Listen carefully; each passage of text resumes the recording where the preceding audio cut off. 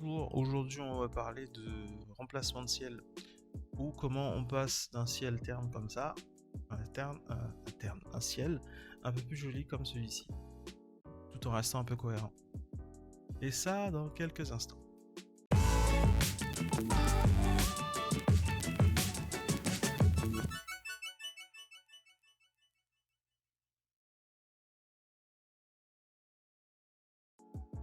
Bon, bienvenue à tous sur cette nouvelle vidéo. Donc aujourd'hui, comme je vous ai dit dans le titre, on va apprendre à remplacer un ciel.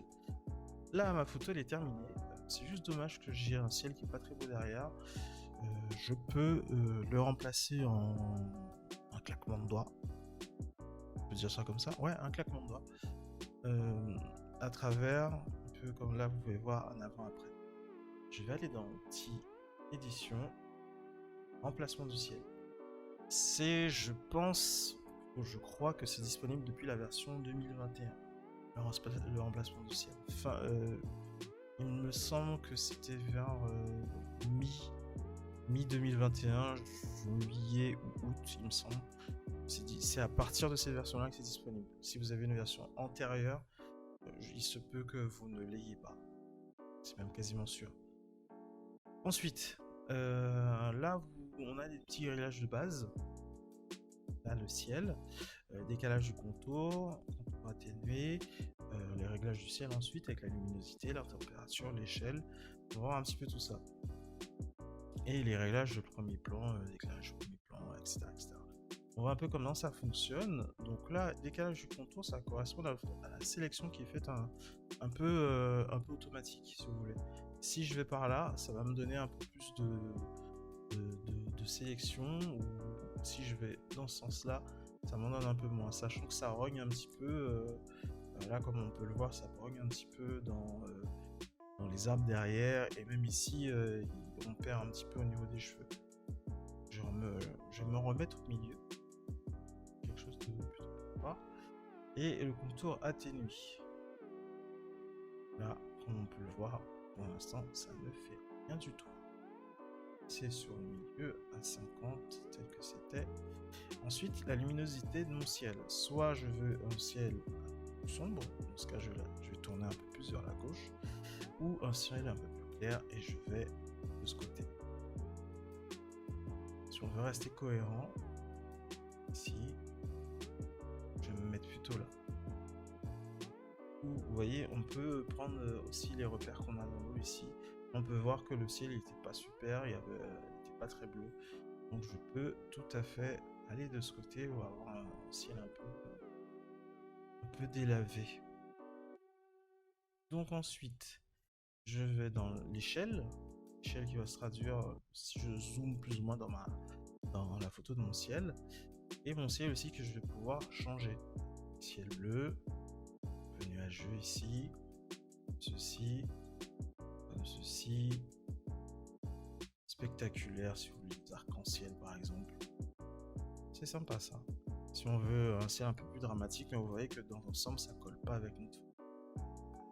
Je peux bien changer parce que je veux, mais ça collera pas. Ici, et on a les couchers de soleil ici, ici, ici, ici. Voilà. Donc là, je vous ai fait un petit peu un bref tour du propriétaire, et aussi à savoir qu'on peut nous-mêmes ajouter nos propres ciels en faisant soit un nouveau dossier. Je peux faire ça, et avec ça, normalement, j'ai une fenêtre qui s'ouvre en me demandant de sélectionner mon ciel, parce que ça prend beaucoup de temps. Voilà. Je peux ici aller regarder une photo que j'ai par exemple de mon ciel, et je l'incorpore à cette photo.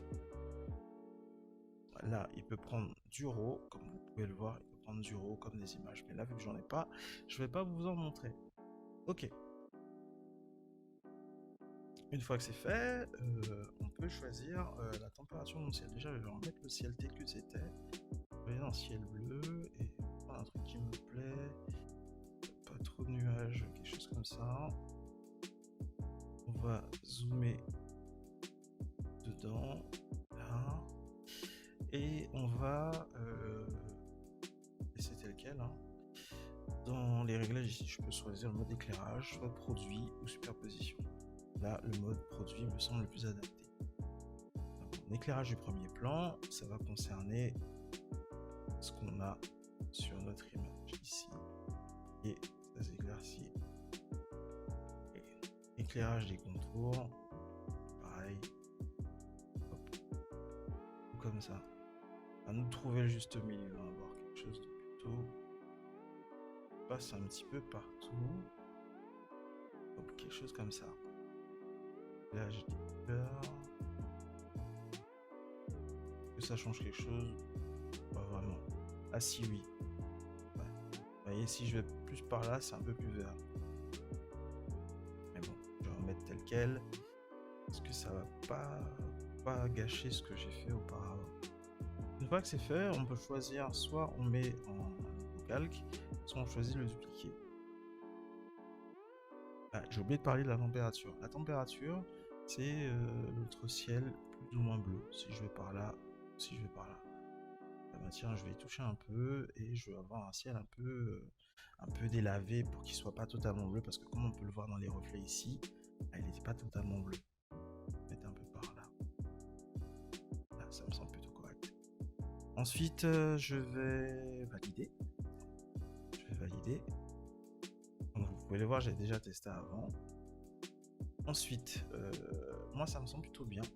Sauf que, comme on peut le voir dans la sélection là, dans la sélection, ici, on en a un peu dans les cheveux. Tout simplement, ce que je vais aller faire, je vais prendre mon dossier que ça a créé. Je vais créer un masque, prendre un pinceau, opacité 100, flux 150, je sais pas, 52.